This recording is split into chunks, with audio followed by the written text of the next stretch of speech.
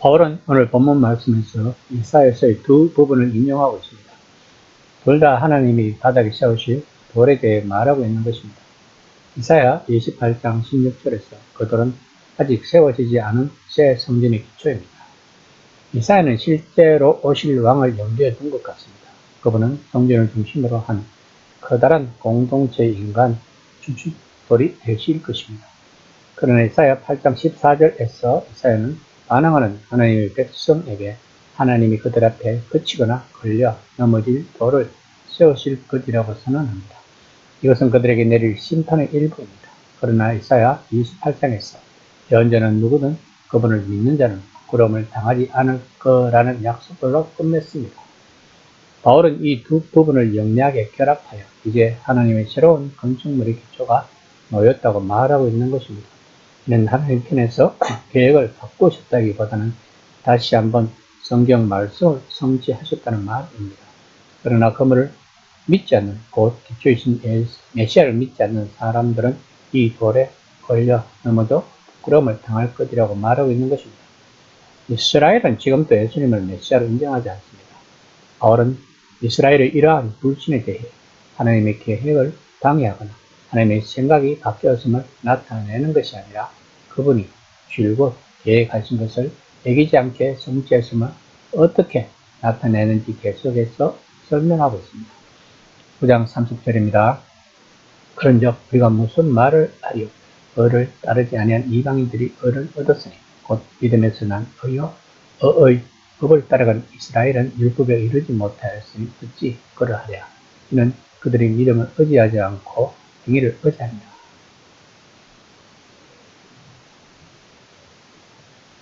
바울은 이방인의 특징은 의를 따르지 않았다라고 말하고 있습니다. 그들은 하나님과의 관계에 대해서 전혀 관심을 기울이지 않았던 것입니다. 그들은 하나님과 다르게 되기를 추구하지 않았습니다. 이방인의 생활이 악한 생활이었다는 사실보다도 더 끔찍한 것은 그들 이방인들이 하나님이 없는 생활을 하였다는 것입니다. 바울은 에베소 사람들에게 그 점을 세상에는 하나님이 없고라는 식으로 표현했습니다. 그들은 우상을 섬기고 있었던 사람들입니다. 또한 그들은 하나님께서 죄에 대하여 진노하시며 심판하신다는 것을 전혀 알지 못했던 사람들이었습니다. 그들은 자기들이 하나님에 대하여 하의 필요성에 대해서도 전혀 관심이 없었던 자들이었습니다. 그런데 놀라운 점은 그런 그들이 의를 얻었다고 바울은 이야기하고 있는 것입니다. 그러나 의의 법을 쫓아간 이스라엘은 의의 법에 이르지 못했다는 것은 바울이 우리들에게 끊임없이 말하는 요점입니다. 바로 그것이 바울의 심정을 아프게 했다는 것입니다. 그 사실이 바울에게 큰 근심과 마음에 그치지 않는 고통이 되었다는 것입니다. 유대인의 특징은 이 의의 문제에 대하여 대단히 많은 관심을 기울이고 열심히 그 의를 쫓아왔다는 것입니다. 그런데 그들은 율법의 찬에서 의를 추구하고 있다고 바울은 말하고 있는 것입니다. 바울이 말하고자 하는 핵심은 율법을 소유하는 것 자체가 사람은 하나님 앞에서 어렵담을 만들지 않는다.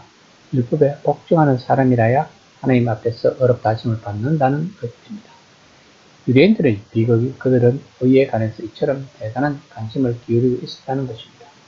또 자신들이 그 의에 도달했다고 스스로 설득했다는 것입니다. 바울이 31에서 32절에서 말하고자 하는 핵심은 하나님에 대해서 한 번도 생각해보지 않았던 사람들이 하나님과의 바른 관계에 돌입했다는 사실을 논증하고 있고, 반면에 어떤 의미에서 삶 속에서 가장 큰 비중을 종교에 두고 하나님과 바른 관계를 맺어왔다고 생각하는 사람들이 지금은 하나님과 바른 관계에 있지 않다는 것입니다. 바울은 이 모든 것이 예견되었다고 말하고 있습니다. 하나님은 선지자들을 통하여 그것을 보게 하셨고 그것을 실제로 기록에 옮겨 놓게 하셨다는 것입니다. 유대인들의 비극의 진수는 여기 있다고 바울은 말하고 있습니다. 그들은 성경을 자랑하였고 하나님의 말씀을 자랑했습니다. 또한 선지자들이 그를 자랑을 했던 자들입니다. 그런데 그들을 정죄하는 것은 다름 아닌 바로 그 선지자들의 글이었다는 것을 바울은 말하고 있는 것입니다.